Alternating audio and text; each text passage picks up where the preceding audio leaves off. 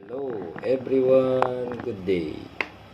Eto guys, nakahuli tayo ng dragonfly. Tingnan nyo guys, ang laki, wow. Ayan, ang laki ng dragonfly na nahuli natin guys. Nahuli natin kanina to, yun sa lanta. Kasi naisip natin yung ating alagang chameleon.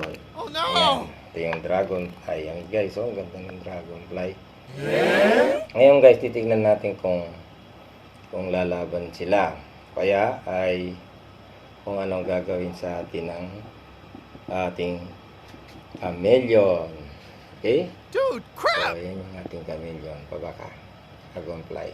Yan. Ayan natin. Ayaw bumaba. Yan. Sarapan natin guys. So, eto na nga guys. Linagay natin ang nahuli natin dragonfly. So, hindi natin alam kung ano ang plano ng ating chameleon sa dragonfly na to. So, try nating ilapit sa kanya guys. Baka sakali kung ano man ang gagawin ng chameleon.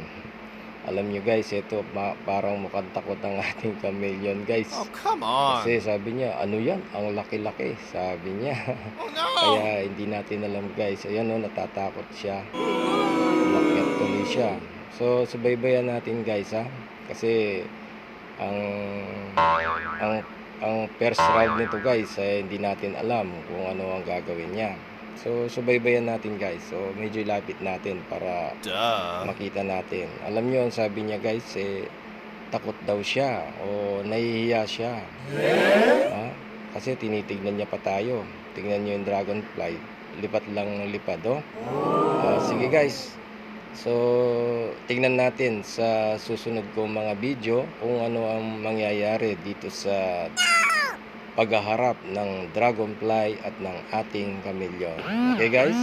So, ang ginagawa ko guys, naghahanap tayo ng mga insekto para meron tayong mapakain sa ating chameleon. Okay guys?